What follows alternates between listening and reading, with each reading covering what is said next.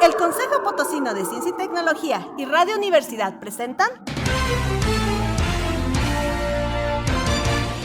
La Neta de la Ciencia. Espacio informativo sobre todo lo acontecido en ciencia, tecnología e innovación En San Luis, México y el mundo. ¡Comenzamos!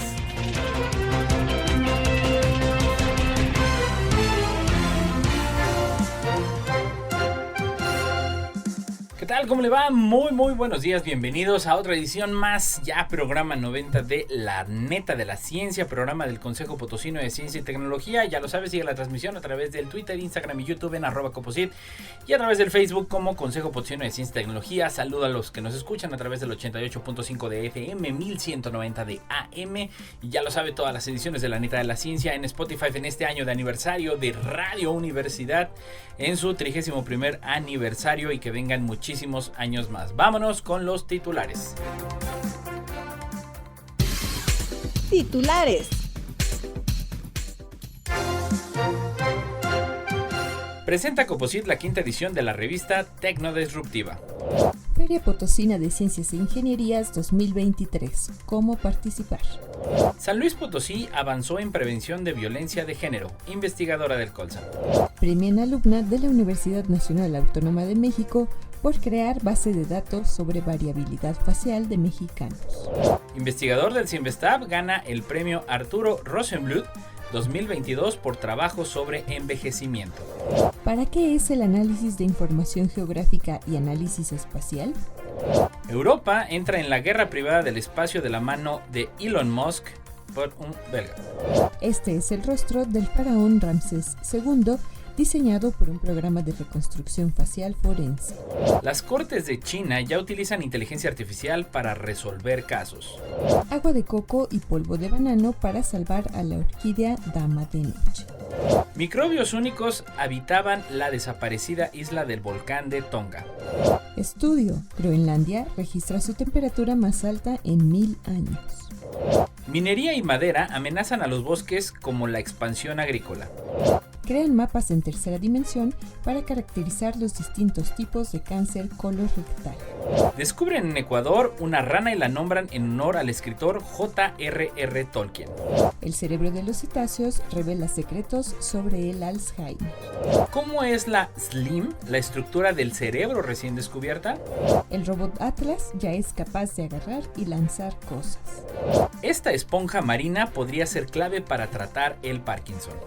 ¿Cómo producir transistores sobre materiales de grosor atómico? Investigadores japoneses desarrollan una fibra microelectrónica que logra analizar el sudor. Las bacterias intestinales controlan el termostato del cuerpo. ¿No puedes dormir? Estudio vincula la creencia en fenómenos paranormales con los trastornos del sueño. Noticias locales. Presenta Coposit la quinta edición de la revista Tecnodisruptiva. En el trabajo de difundir el quehacer científico y tecnológico en San Luis Potosí, atendiendo la instrucción del gobernador de San Luis Potosí, Ricardo Gallardo Cardona, el Consejo Potosino de Ciencia y Tecnología, Coposit, publicó la quinta edición de la revista digital Tecnodisruptiva, en donde se presenta un resumen de los principales programas y eventos de ciencia, tecnología e innovación impulsados en el estado. Con el tema 2022, un año brillante para la ciencia en San Luis Potosí, la publicación presenta la entrevista con la especialista María Isabel Lázaro Báez, directora de la Agenda Ambiental de la Universidad Autónoma de San Luis Potosí, una investigadora con una extraordinaria trayectoria en el sector de CTI. La directora general del Coposit, Rosalba Medina Rivera, explicó que en esta quinta edición también se presenta la experiencia de 2 mujeres indígenas, estudiantes de posgrado de calidad en un verano internacional.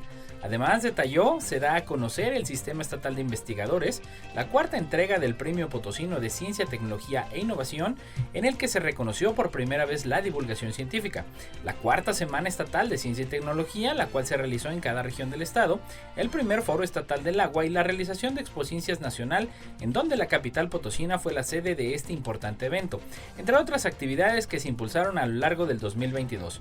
La quinta edición de la revista digital Tecnodisruptiva está disponible a través de la página web del Consejo Potosino de Ciencia y Tecnología, así como a través de sus redes sociales.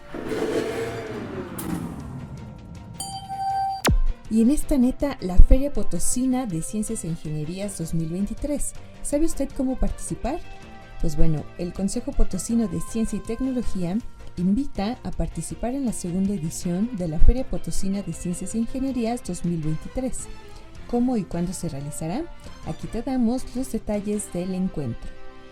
Rosalba Medina Rivera, directora general del COPOSIT, dio a conocer que las instituciones de educación media superior y superior, tanto públicas como privadas, en el estado de San Luis Potosí, podrán postular a estudiantes que hayan desarrollado proyectos de investigación de ciencia y tecnología y que fueron finalistas en sus ferias institucionales durante 2022 con categorías para estudiantes de educación media superior y de educación superior.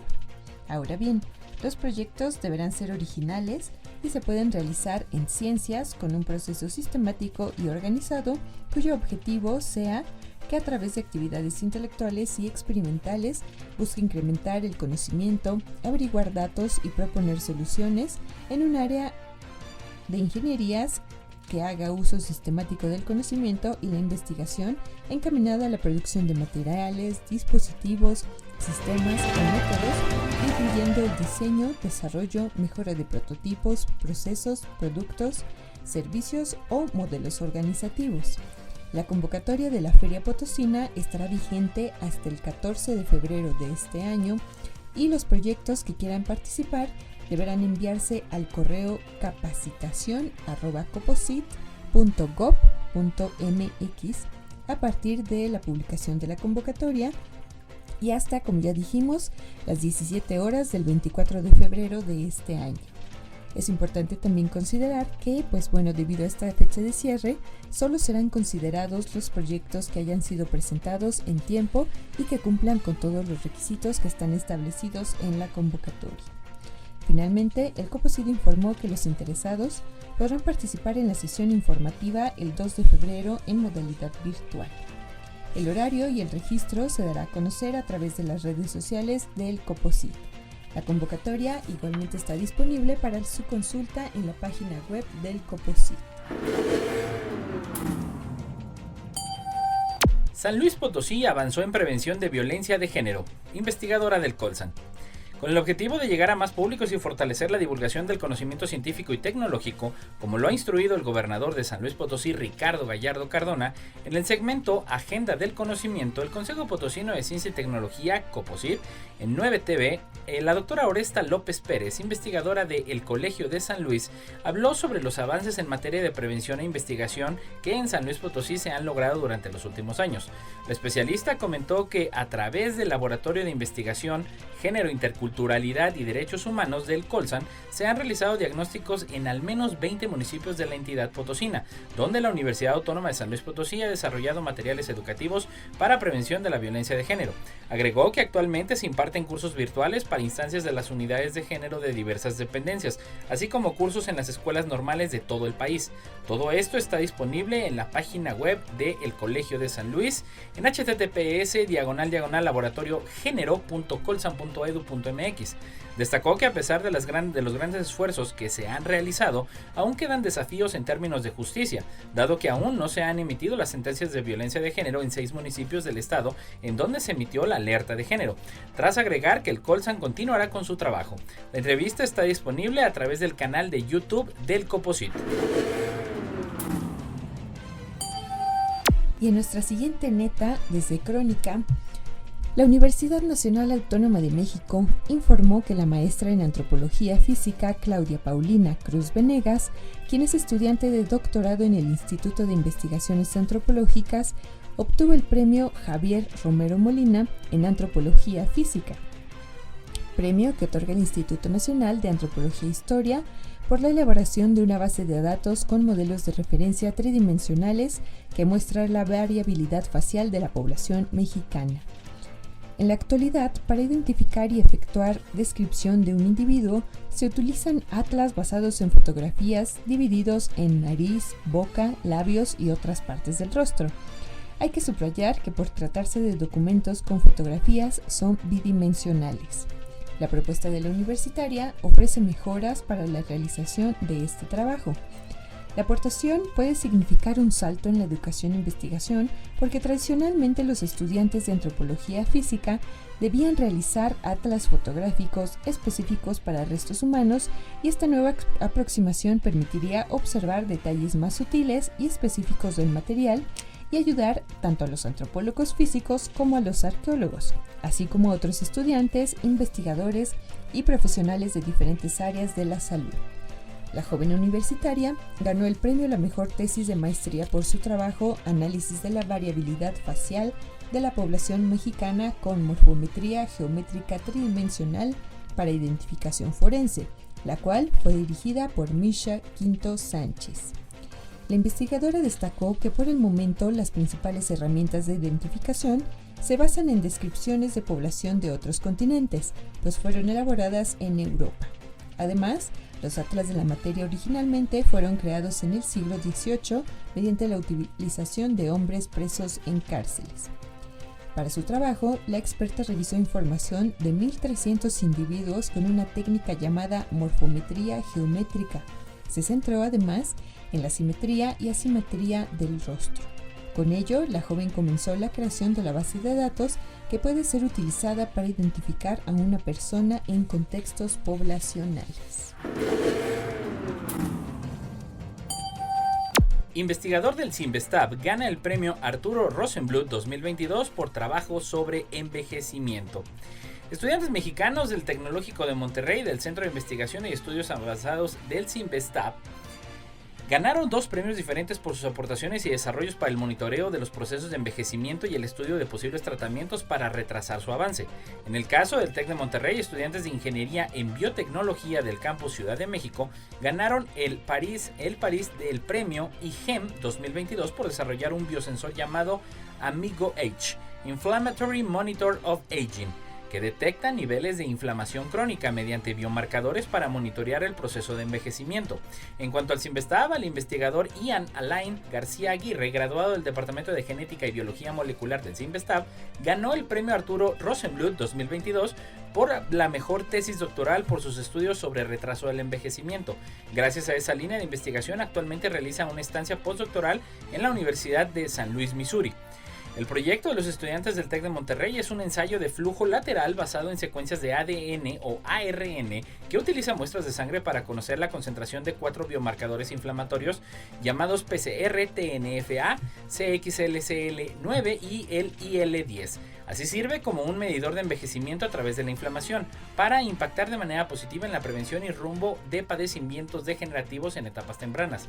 Las mediciones repetidas durante un largo periodo de tiempo son cruciales para comprender mejor la relación entre la inflamación a largo plazo y la aparición posterior de deterioro en la salud física, cardiometabólica, respiratoria y mental, mencionó la alumna Mariana Borregard.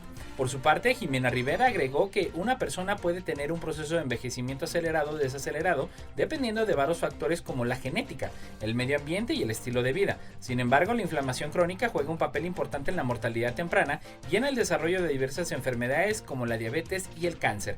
Mariana y Jimena, junto con su equipo Biosintec, ganaron la medalla de oro en el concurso IGEM 2022, competencia anual dirigida a estudiantes latinoamericanos que impulsa el desarrollo con biología sintética para encontrar soluciones a problemas locales sin necesidad de un laboratorio. Y también desde Crónica, ¿para qué es el análisis de información geográfica y análisis espacial? Mientras la comunicación digital sigue su curso acelerado, en el mundo vemos que los sistemas de información geográfica son aplicados con mayor frecuencia en campos de la ciencia, la educación, la cultura y a tareas de investigación y estudio. Por ejemplo, de la agroecología a la gestión inteligente de recursos hídricos, al conocimiento preciso de la biodiversidad o al ordenamiento territorial. Estamos ante una tendencia que promueve la apropiación creativa de las tecnologías de la información y comunicación en tareas de localización geográfica y representación de datos en mapas, orientada por la conjugación interdisciplinaria de conocimientos que comparten la valoración de la tecnología digital, particularmente de las tecnologías de la información y la comunicación, la representación virtual del espacio y la interrelación multidimensional de las bases de datos que hacen posible el funcionamiento de los sistemas de información geográfica. En esta ola ascendente de impulso a los sistemas es notable la importancia del Día Mundial de los Sistemas de Información Geográfica, mismo que normalmente se conmemora cada 15 de noviembre.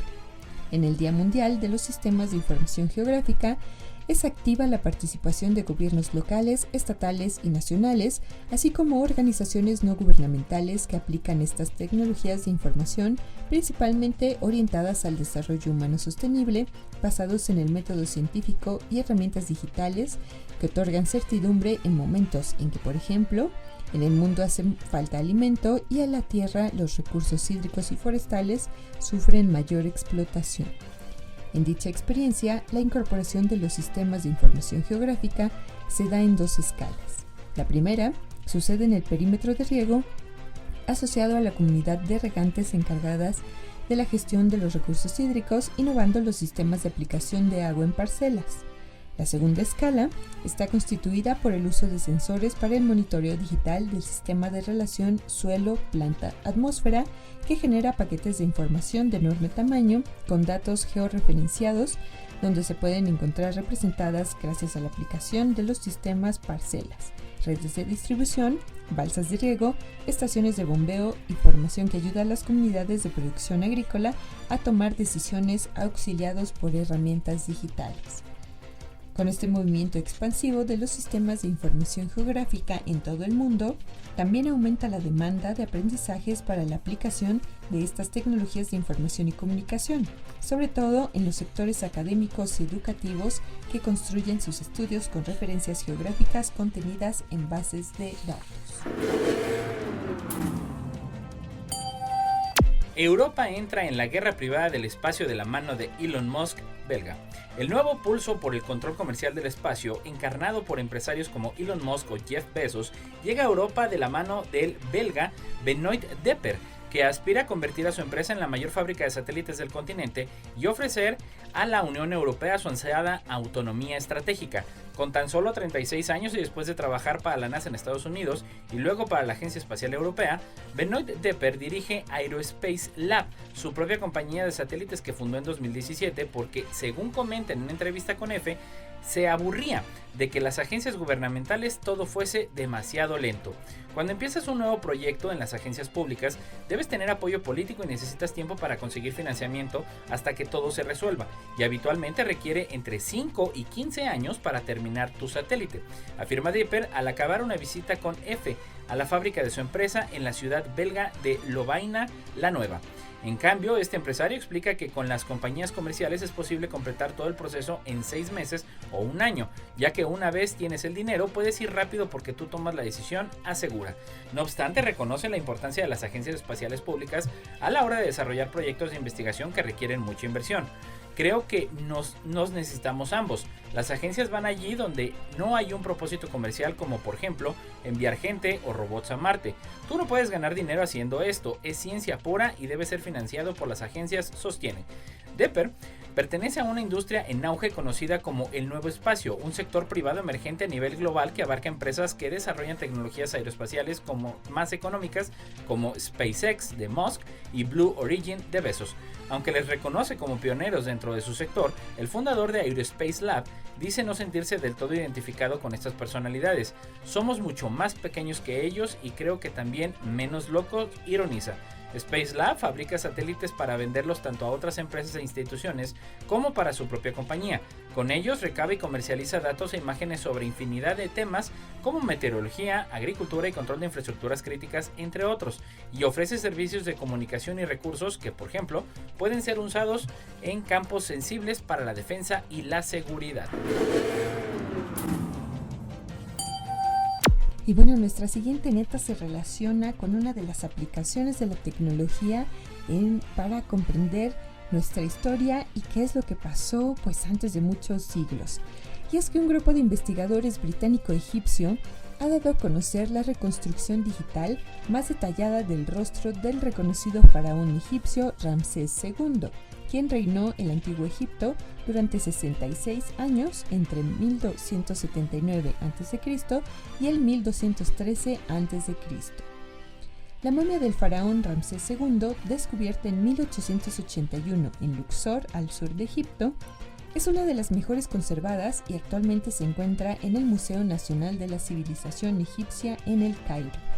Los antropólogos y médicos forenses combinaron datos históricos con tomografías computarizadas en tercera dimensión de los restos modificados del faraón y recrearon así su rostro con el mismo software usado para reconstrucciones faciales de investigaciones criminales.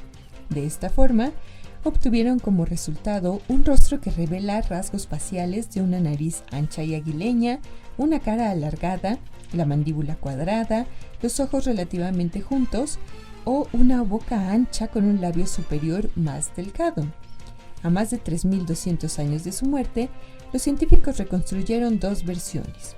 Una como adulto mayor con arrugas y con menos cabello, dado que, se cree que murió a los 92 años, y otra rejuvenecido como un adulto de unos 45 años con un poco más de cabello.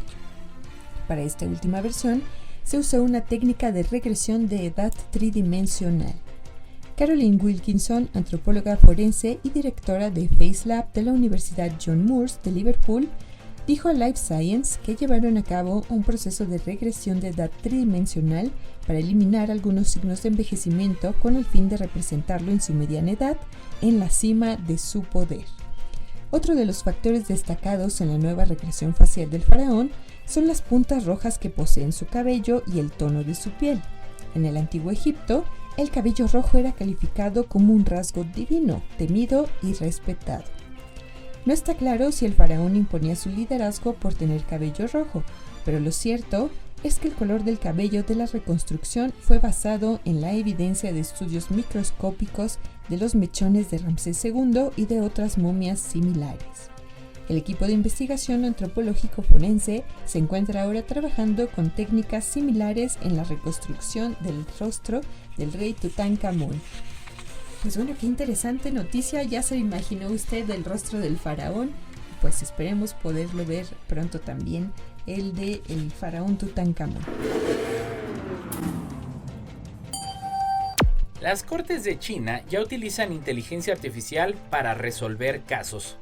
Las empresas chinas están impulsando el desarrollo de la inteligencia artificial o IA y el gobierno chino a su vez está apoyando activamente esas industrias invirtiendo en inteligencia artificial. De hecho, está interesado en utilizar estos logros para digitalizar diversas ramas del Estado. En los tribunales chinos, la IA ya participa en la toma de decisiones. Un tribunal de Hangzhou, por ejemplo, utiliza un asistente de juez llamado Xiaoxing 3.0 o Pequeña Sabiduría. Al principio, Xiaoxing 3.0 se encargaba de las tareas repetitivas como anunciar los derechos y las obligaciones de las partes. Ahora que se utiliza en procesos por temas económicos sencillos, graba los testimonios con reconocimiento de voz, analiza materiales del caso y verifica la información en bases de datos en tiempo real. Un tribunal de Suzhou aplicó una tecnología similar en litigios sobre accidentes de tráfico, en los que el asistente de IA examinó las pruebas y redactó los veredictos, ahorrando el 80% del tiempo del juez. El sistema inteligente de predicción de sentencias Xiao Bangong, otra IA, también es utilizada por jueces y fiscales en derecho penal. La aplicación puede sugerir penas basándose en el análisis del Big Data de la información del caso y en sentencias anteriores de casos similares. Uno de los retos de la justicia penal china es garantizar la uniformidad. Quieren asegurarse de que en distintas regiones de China las penas sean coherentes entre sí, dijo a DW el Dr. Shitong Kiao, profesor de Derecho en la Facultad de Derecho de Duke. Y agua de coco y polvo de banano para salvar a la orquídea dama de noche. Plantas comunes como el coco, el banano y la patata tienen propiedades que pueden ayudar a salvar a una de las numerosas orquídeas en peligro de extinción en Florida, la fragante Epidendrum nocturnum, una dama de noche, como su nombre indica.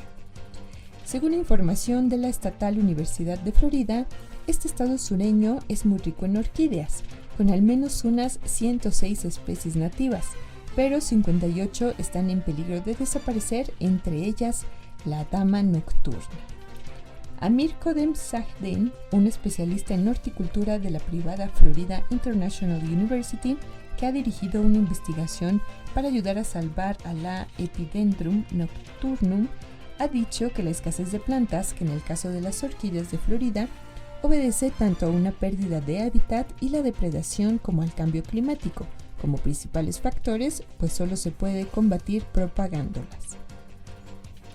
De esa manera han desarrollado un protocolo de micropropagación y aclimatación in vitro en el que utilizan agua de coco, polvo de plátano y dextrosa de patata para inducir el crecimiento de brotes, raíces y hojas de la también llamada orquídea dama de noche.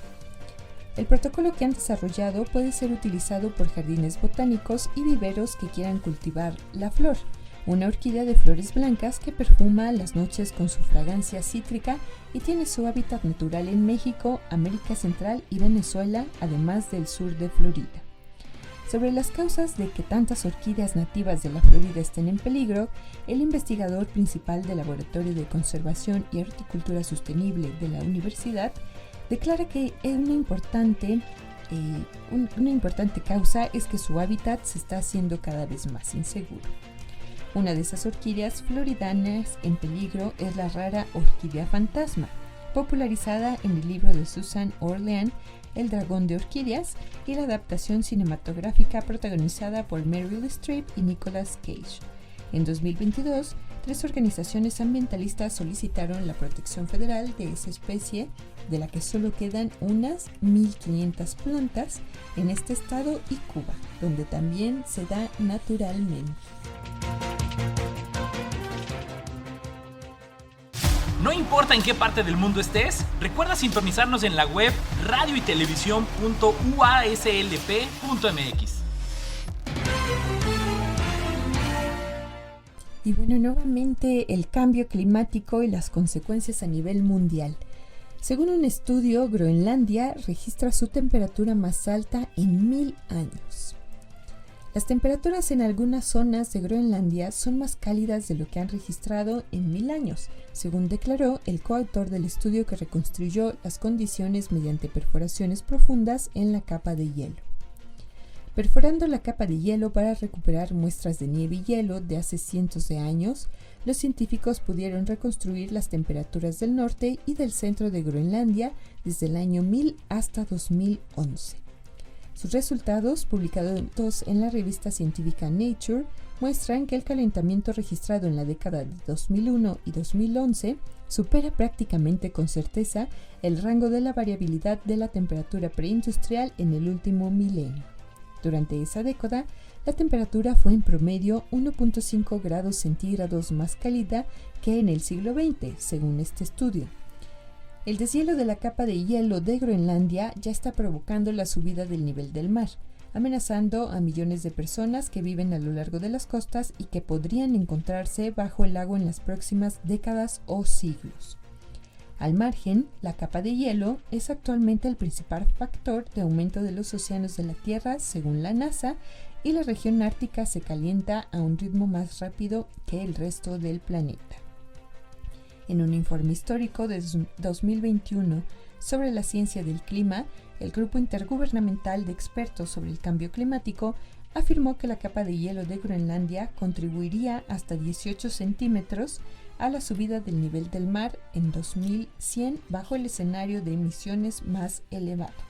La enorme capa de hielo de 2 kilómetros de grosor contiene suficiente agua congelada como para elevar el nivel del mar más de 7 metros en total, según apunta. Y pues bueno, en el marco del Acuerdo de París sobre el clima, los países han acordado limitar el calentamiento por debajo de los 2 grados centímetros. Recuerde también pues que todos podemos hacer pequeñas acciones para contribuir a reducir el impacto del cambio climático. Minería y madera amenazan a los bosques como expansión agrícola. Se suele considerar que el agricultor es el principal responsable de la pérdida de bosques, pero un nuevo estudio publicado en la revista One Earth demuestra que no es la única culpable. De la pérdida de bosques asociada a la economía mundial en 2014, más del 60% estaba relacionada con el consumo final de productos no agrícolas, como minerales, metales y bienes relacionados con la madera. Y los autores sostienen que hay que tener en cuenta los mercados comerciales internacionales a la hora de diseñar estrategias de conservación. El cambio regional del uso de la tierra ya no está impulsado simplemente por la demanda local. También está influido indirectamente por los mercados internacionales y el creciente consumo de productos derivados de la tierra, afirman los autores, dirigidos por Bing Chen, becario postdoctoral de la Universidad de Fudan en China. Los países con objetivos de conservación forestal pueden importar productos terrestres acabados a través de cadenas de suministro mundiales, desplazando la presión sobre el uso de la tierra y los impactos ecoambientales relacionados fuera de las fronteras de su propio territorio, añade. Los investigadores utilizaron datos de información geográfica de múltiples fuentes y modelos económicos para evaluar las causas directas e indirectas de la pérdida de paisajes forestales intactos. Los bosques intactos albergan especies más diversas, son más resistentes a perturbaciones naturales como los incendios y en África y Sudamérica pueden almacenar más del triple de carbono por hectárea que los bosques alterados o gestionados. Los estudios anteriores se habían centrado en la deforestación, la eliminación completa de la cubierta arbórea, pero el estudio de los bosques intactos permitió a los autores poner de relieve el insidioso papel que desempeña la degradación y la fragmentación. Incluso la eliminación de pequeñas extensiones de bosque puede afectar a la estructura y composición general del bosque, afirman los autores, teniendo en cuenta el excepcional valor de conservación de los países forestales intactos en términos de estabilización de las reservas de carbono terrestre y de albergar biodiversidad. El desplazamiento de las pérdidas de paisajes forestales intactos también pueden reflejar potenciales fuerzas impulsoras indirectas detrás de las emisiones de carbono y la pérdida de biodiversidad. Y en nuestra siguiente neta desde el mundo, crean mapas en tercera dimensión para caracterizar los distintos tipos de cáncer colorectal. El colorectal es el tercer tipo más frecuente de cáncer que se diagnostica cada año en hombres y mujeres en todo el mundo. Se estima que en 2020, más de 1.800.000 personas en todo el mundo fueron diagnosticadas con cáncer colorectal, cifra que incluye 1.148.515 casos de cáncer de colon y 732.210 casos de recto. Beatriz García Paredes, de la Unidad de Cáncer Gastrointestinal del Departamento de Oncología Médica del Hospital Clínico de Madrid, comenta que el cáncer colorectal es el tercero más frecuente y la segunda causa de muerte por cáncer en el mundo, siendo el tumor más frecuentemente diagnosticado en España si tenemos en cuenta ambos sexos.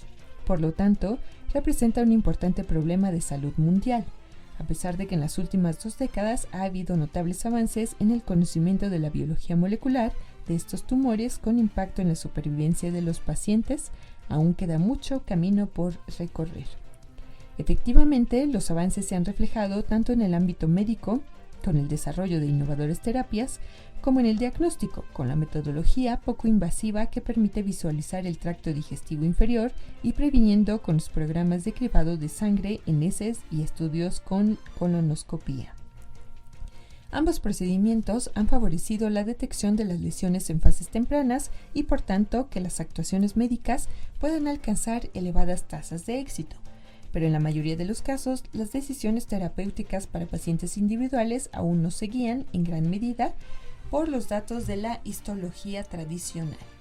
Así, es necesario comprender y ahondar en los comportamientos moleculares y correlacionarlos con representaciones en modelos tridimensionales para que las informaciones conjuntas sean lo más sólida posible, según ha expuesto de manifiesto un equipo de la Escuela de Medicina de Harvard en Boston, Estados Unidos, que han combinado la historia con tecnologías de imagen unicelular de última generación para crear mapas especiales en segunda y tercera dimensión a gran escala del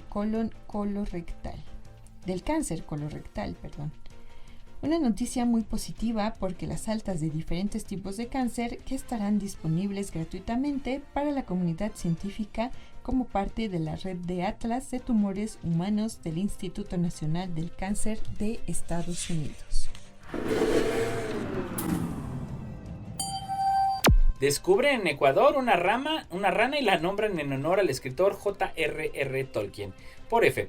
El Instituto Nacional de Biodiversidad, INABIO, informó este domingo del descubrimiento en Ecuador de una nueva especie de rana que parece existir solo en el mundo del creador del Señor de los Anillos y que los científicos decidieron nombrarla en honor del escritor J.R.R. Tolkien. Científicos ecuatorianos describieron a la nueva rana de torrente de Río Negro que habita en riachuelos de aguas puras del Parque Nacional Río Negro Sopladora, áreas recientemente declarada que protege miles de hectáreas de bosques casi prístinos en el suroriente de Ecuador, indicó el INABIO en un comunicado. Las ranas de torrente son un grupo de 40 especies de anfibios que habita en los altos Andes de Venezuela, Colombia, Ecuador y Perú y Bolivia. Su nombre común de ranas de torrente se debe a que su vida está vinculada a ríos y riachuelos de aguas puras en zonas montañosas de los Andes. Explicó y anotó que los adultos de estas ranas viven en la vegetación ribereña y sus renacuajos se desarrollan entre las rocas de las aguas rápidas de los ríos. Los investigadores Juan Sánchez Nivesela, asociado de la INABIO, José Falcón Reiván y Diego Cisneros Heredia bautizaron a la nueva rana como Hylocertus tolkieni, nombre en honor de uno de sus escritores favoritos, J.R.R. Tolkien, creador de la Tierra Media y el autor de obras como El Hobbit y El Señor de los Anillos. Los asombrosos colores de esta nueva especie de rana evocan a las magníficas criaturas que parecen existir solo en los mundos de fantasía de Tolkien, señaló INABIO en un escrito. Expediciones llevadas a cabo desde 2020 en el Parque Nacional Río Negro Sopladora, un área protegida declarada en 2018 y ubicada en el límite entre las provincias de Moronga, Santiago y Azuay al suroriente de Ecuador, han permitido registrar una gran cantidad de especies nunca antes reportadas por la ciencia.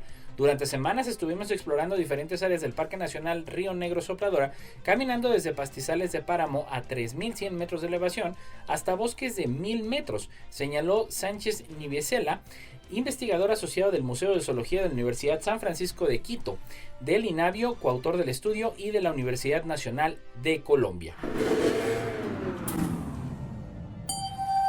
Y en nuestra siguiente neta, científicos escoceses han identificado en cetáceos el desarrollo natural de lesiones similares a las que provoca la enfermedad neurodegenerativa del Alzheimer, algo hasta ahora único en los seres humanos, explicó el patólogo Mark Daglish, uno de los partícipes del hallazgo.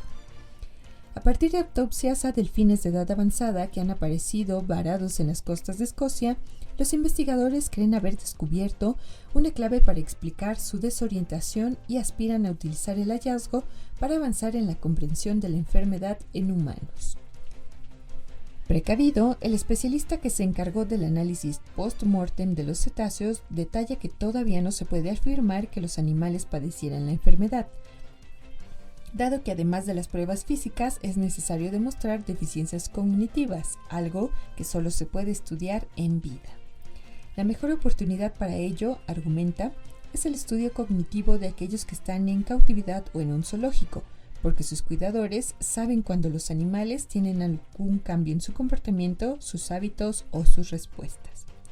La investigadora Tara Spire-Jones, responsable del área de neurodegeneración en la Universidad de Edimburgo, asumió la labor de buscar similitudes entre las lesiones en los cerebros de los cetáceos y de los humanos. Las halló en 3 especies diferentes de delfines en las que detectó la coexistencia de placas amiloides, un fenómeno que ocurre en personas saludables al envejecer, junto con ovillos neurofibrilares, en el otro ingrediente necesario para desarrollar demencia. Las placas son consecuencias de la imposibilidad del cerebro de limpiar la secreción de las neuronas de la proteína amiloide, mientras que los ovillos se deben a la acumulación patológica de la proteína tau. El acopio de ambas es la clave de la neurodegeneración. Los síntomas detectados en los cetáceos, afirma la investigadora, se parecen a las primeras fases del Alzheimer humano, no a su etapa tardía completa. ¿Cómo es la SLIM, la estructura del cerebro recién descubierta y qué función tiene? Por BBC News Mundo. Ahora, gracias a los avances en las técnicas de neuroimágenes y biología molecular, científicos en Estados Unidos y Dinamarca descubrieron una nueva estructura en el cerebro. La han bautizado SLIM, SLYM, las siglas en inglés de la membrana aracnoidea de tipo linfático y la describen como un componente previamente descrito de la anatomía del cerebro que actúa como una barrera protectora y una plataforma para monitorear infecciones e inflamación. El hallazgo, publicado en la revista Science, fue realizado por científicos del Centro de Neuromedicina Translacional de la Universidad de Rochester en Estados Unidos y la Universidad de Copenhague en Dinamarca. El cerebro está recubierto por 3 membranas llamadas meninges, pia madre, aracnoides y dura madre. Estas membranas crean una barrera entre el cerebro y el resto del cuerpo. Entre la pia madre y la aracnoides se encuentra un espacio denominado espacio subaracnoideo lleno de líquido cefalorraquídeo que fluye dentro y alrededor del cerebro para ayudar a amortiguarlo y proporcionar nutrientes. La nueva estructura recién descubierta sería una cuarta membrana ubicada en el espacio subaracnoideo por encima de la pia madre, que es la membrana más interna. Como explican los investigadores, la función de la membrana SLIM, además de recubrir el cerebro, parece ser ayuda a controlar el flujo de líquido cefalorraquídeo que entra y sale del cerebro. Nuestra hipótesis es que SLIM puede actuar como barrera entre el líquido cefalorraquídeo limpio que entra al cerebro y el líquido sucio que sale arrastrado con él proteínas de desecho. Le explica a BBC Mundo la doctora Virginia Pla Requena, investigadora del Centro de Neuromedicina Translacional de la Universidad de Copenhague y una de las autoras del estudio. En consecuencia, el deterioro de esta membrana dificultaría la limpieza del cerebro, afectando a la función neuronal, agrega. En efecto, los investigadores creen que el hallazgo de la SLIM supone descubrir un nuevo nivel de organización en la circulación del líquido cefalorraquídeo, y la presencia de la membrana SLIM parece confirmar el papel sofisticado que este líquido tiene en el mantenimiento de las defensas inmunitarias del cerebro y en el transporte y eliminación de desechos tóxicos. Muchos de estos desechos tóxicos han sido asociados con enfermedades neurodegenerativas como el Alzheimer y otros trastornos del sistema nervioso central. Y la siguiente neta desde el Universal. Boston Dynamics lanzó la última demostración de su robot humanoide Atlas, el cual ya podía correr y saltar sobre terrenos complejos gracias a sus pies, pero ahora el robot tiene manos. Se trata de un par de pinzas rudimentarias con las que ahora Atlas es un poco más parecido a un ser humano, con la capacidad de recoger y dejar cualquier cosa que pueda agarrar de forma independiente. La pinza, en forma de garra, consta de un dedo fijo y un dedo móvil. Boston Dynamics dice que las pinzas se diseñaron para tareas de levantamiento pesado y demostraron por primera vez en un comercial del Super Bowl en el que Atlas sostenía un barril sobre su cabeza. Los videos publicados muestran a las pinzas recogiendo madera de construcción y una bolsa de herramientas de nylon. Luego, Atlas toma un 2x8 y lo coloca entre las cajas para formar un puente. Posteriormente, el robot toma una bolsa de herramientas y corre por el puente y los andamios de construcción. Pero la bolsa de herramientas debe ir al segundo nivel de la estructura, algo que Atlas aparentemente se dio cuenta y rápidamente arroja la bolsa a una distancia considerable. Atlas de Boston Dynamics es una plataforma de investigación y no está disponible para su compra. Durante mucho tiempo ha sido la estrella de muchos videos virales y ha demostrado de manera efectiva las capacidades robóticas de la empresa. En el pequeño mundo de la robótica humanoide, pocos competidores han mostrado capacidades similares al Atlas. Solo el Robonaut de la NASA ofrece pinzas similares a las de una mano. Esta esponja marina podría ser clave para tratar el Parkinson. Por F. Químicos orgánicos de la Universidad de California en Los Ángeles, en Estados Unidos, han creado la primera versión sintética de una molécula descubierta recientemente en una esponja marina conocida como Lisodendrorix florida, que podría tener beneficios terapéuticos para la enfermedad de Parkinson y trastornos similares. La molécula, conocida como ácido lisodendróico A, parece contrarrestar otras moléculas que pueden dañar el ADN, el ARN y las proteínas e inclusive destruir células enteras, según su estudio publicado en la revista científica Science. El equipo de investigación utilizó un compuesto inusual y poco conocido llamado aleno cíclico para controlar un paso crucial en la cadena de reacciones químicas necesarias para producir una versión utilizable de la molécula en el laboratorio. Este avance podría resultar ventajoso en el desarrollo de otras moléculas complejas para la investigación farmacéutica. La inmensa mayoría de los medicamentos actuales se fabrican mediante química orgánica sintética, y una de nuestras funciones en el mundo académico es establecer nuevas reacciones químicas que puedan utilizarse para desarrollar rápidamente medicamentos y moléculas con estructuras químicas complejas que beneficien al mundo, ha comentado Neil Garg, autor correspondiente del estudio. Según el investigador, un factor clave que complica el desarrollo de estas moléculas orgánicas sintéticas es la quirilidad.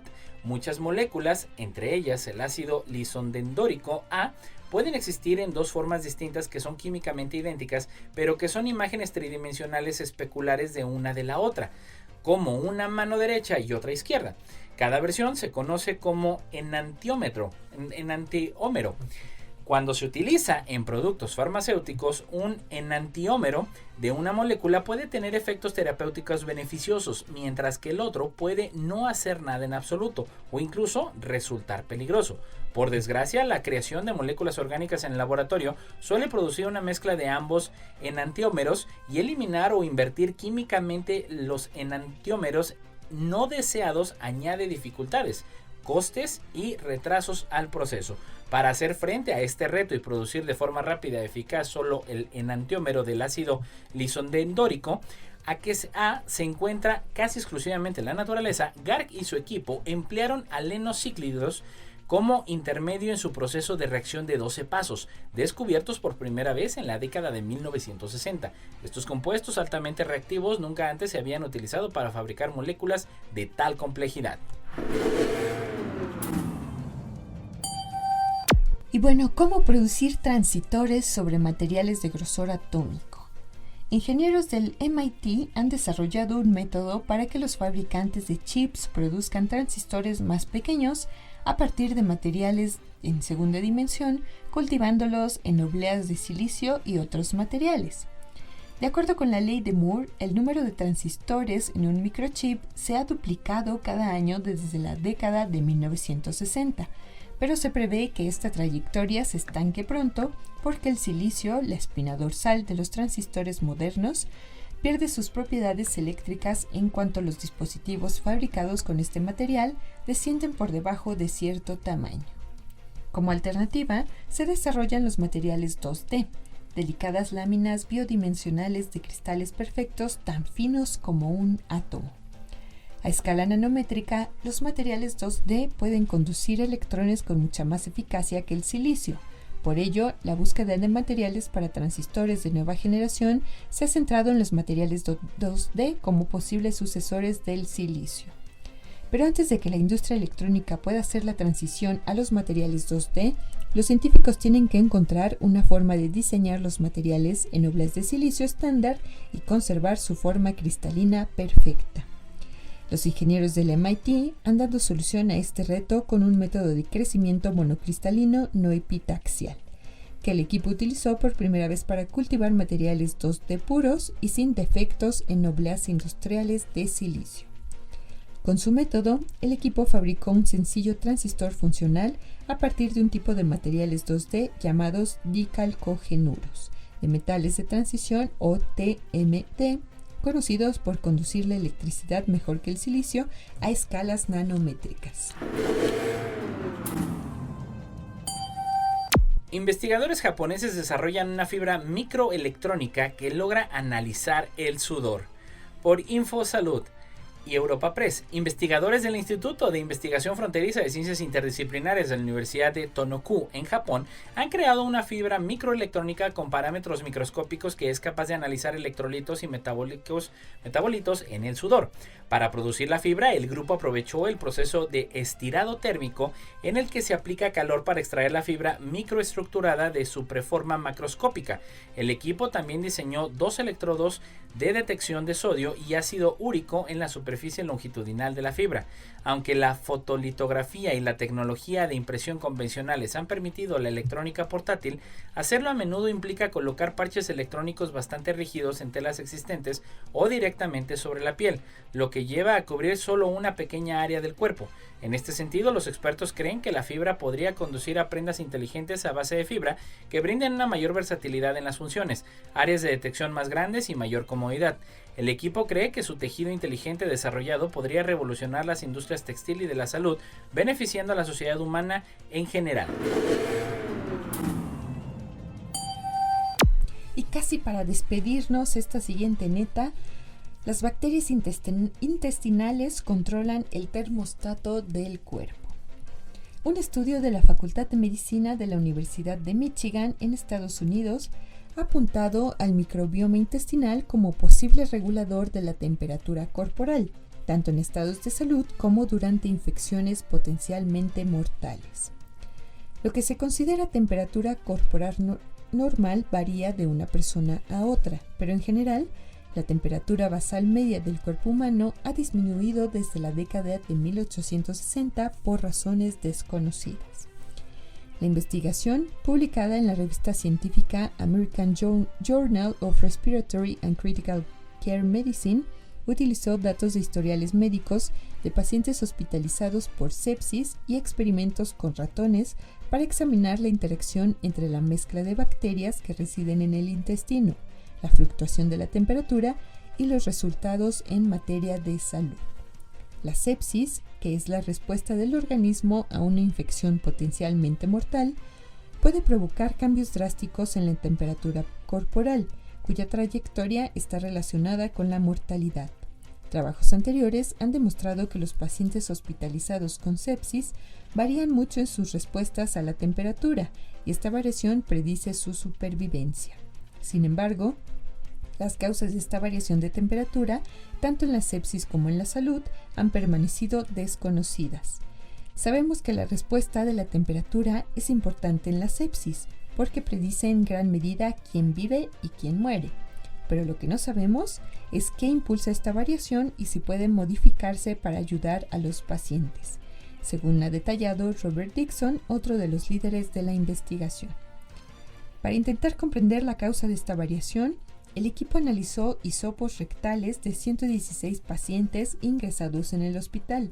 La microbiota intestinal de los pacientes variaba mucho, lo que confirma que es una fuente potencial de variación. Los autores descubrieron que esta variación en las bacterias intestinales estaba correlacionada con las trayectorias de temperatura de los pacientes durante su estancia en el hospital. En concreto, las bacterias comunes del filo Firmicutes eran las más relacionadas con una mayor respuesta a la fiebre. Estas bacterias son comunes, varían de un paciente a otro y se sabe que producen metabolitos importantes que entran en el torrente sanguíneo e influyen en la respuesta inmunitaria y el metabolismo del algoritmo.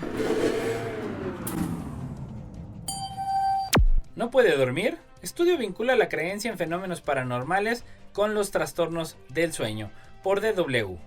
Un grupo de investigadores británicos ha encontrado un vínculo entre la creencia en fenómenos paranormales y algunos trastornos del sueño, según se detalla en una nueva investigación publicada por la revista Journal of Sleep Research. En concreto, y tras reclutar a casi 9,000 personas mayores de 18 años, los científicos concluyeron que los participantes que creían en fantasmas, demonios extraterrestres, la capacidad de comunicarse con los muertos o la vida después de la muerte, experimentaban problemas para conciliar el sueño. Los resultados obtenidos aquí indican que existen asociaciones entre las creencias en lo paranormal y diversas variables del sueño, escribieron los investigadores. Estas dificultades para dormir se veían reflejadas en una menor calidad del sueño, una mayor latencia, menos horas de sueño y un aumento de los síntomas de insomnio, informaron los autores del estudio. Incluso observaron un vínculo entre quienes creían en la visita de los alienígenas a la Tierra y la parálisis del sueño, que implica una breve incapacidad del movimiento al despertar o quedarse dormido, y el síndrome de la cabeza explosiva, donde la persona suele escuchar ruidos y golpes fuertes mientras duerme. El informe no tenía como principal objetivo determinar la causa de esa relación, pero sugiere que, por ejemplo, el síndrome de la cabeza explosiva y la parálisis del sueño están relacionadas con alucinaciones visuales y auditivas, es decir, Alguien que experimenta sonidos o imágenes asociadas durante el sueño podría interpretar esto como una evidencia de que existen extraterrestres u otros seres sobrenaturales. Asimismo, los científicos creen que estos fenómenos inexplicables podrían generar ansiedad en las personas, lo que interfiere con una buena calidad del sueño. Sin embargo, los especialistas sostienen que deben hacerse estudios con mayor precisión y con muestras de la población más representativas para poder implementar medidas más objetivas y combatir los trastornos del sueño. Esta información podría potencialmente equipararnos mejor para apoyar el sueño a través de la psicoeducación.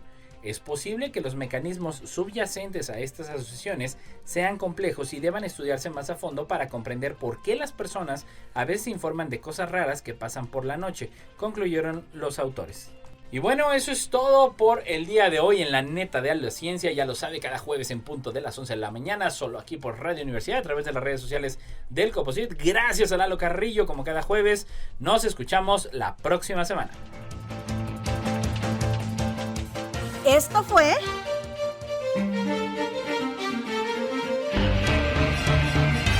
La neta de la ciencia. Noticiero de Ciencia, Tecnología e Innovación. Presentado por el Consejo Potosino de Ciencia y Tecnología y Radio Universidad.